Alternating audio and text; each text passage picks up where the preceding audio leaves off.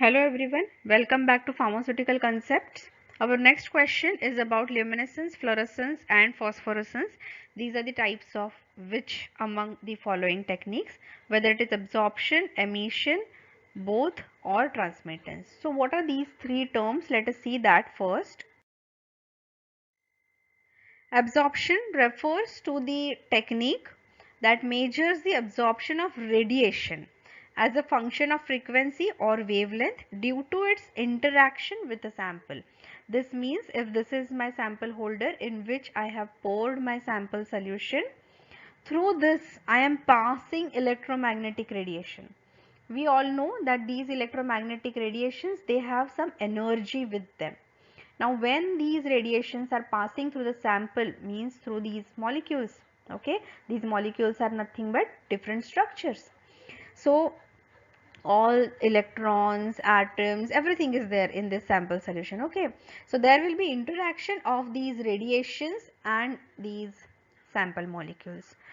During this interaction, these sample molecules, they will absorb some of the energy from these radiations, okay, and on the digital display of the sample we will directly get the value in the form of absorbance on the screen. So this is absorption spectroscopy,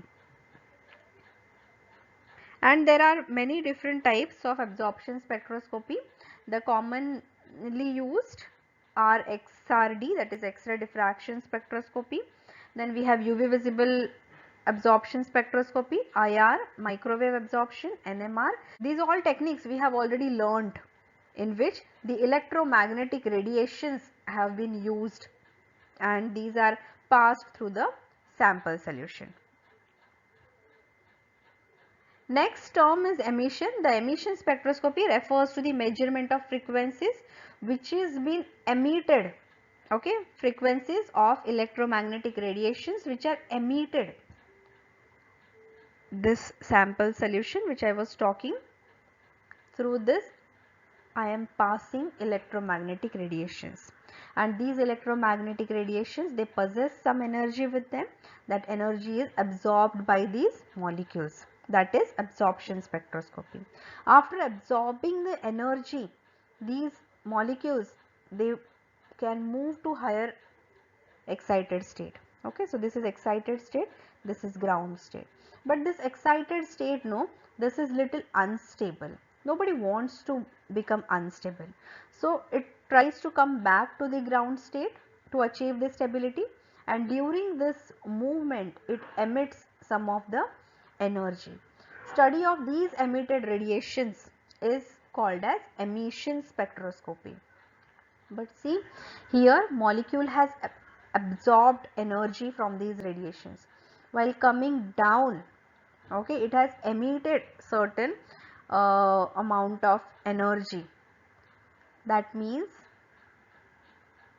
the emitted radiations, they have lesser energy with them than the original radiations which were passed through the sample. So lesser energy means what? Means these are of longer wavelength, because we all know that energy or wavelength is inversely proportional to energy, okay. So as energy is reduced, wavelength is increased. So this was all about emission spectroscopy. Many examples we know under emission spectroscopy, which comprises of luminescence, phosphorescence, photoluminescence, chemiluminescence, and in addition to that we have atomic emission spectroscopy also. So emission spectrum gives the identity of the element. Spectrum means graph. Whatever graph we get at the end of this emission spectroscopy, that graph is unique for each chemical structure, and intensity of emitted radiations is directly proportional to the number of atoms of the element. Next term is transmittance. Transmittance is the fraction of incident light which is transmitted. I'll give you the same example. This is my sample holder. My sample solution is there. Sample solution is nothing but it has certain molecules, chemical structures are there. I am passing the electromagnetic radiations through this sample, and after absorbing the energy, we know that these molecules are going to the higher energy level. Okay, but there are some radiations which are not absorbed by the sample molecules. So whatever is not absorbed, that will come out of the sample holder as such, and that is called as transmittance. And this percent transmittance we have seen in IR spectrum, very particular, which has all deep down curves, which is percent transmittance versus wave number. Even we have provision to get this IR spectrum in the form of peaks if we plot it as absorbance versus wave number in centimeter inverse. Okay, so we can say that whatever is not absorbed, that is transmitted.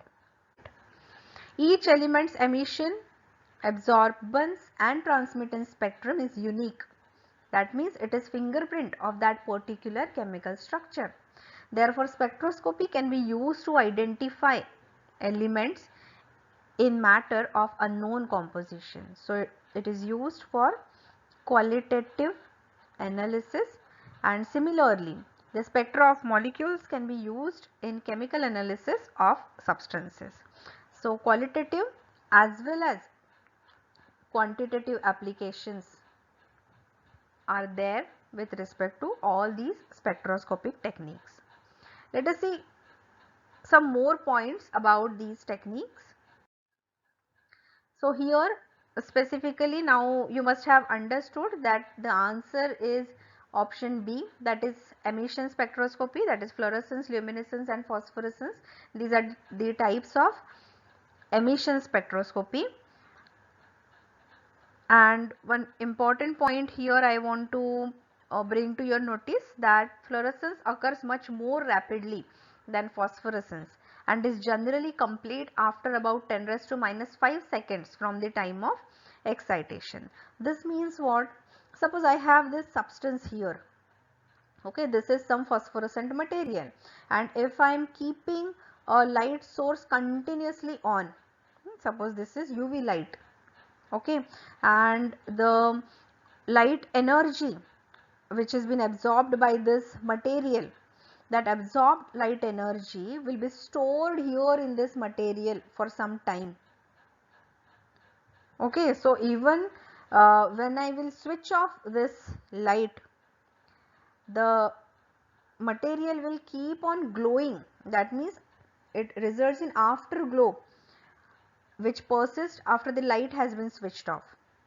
And depending on the material, this afterglow can last anywhere from few seconds to hours. And if it disappears immediately, it is called as fluorescence.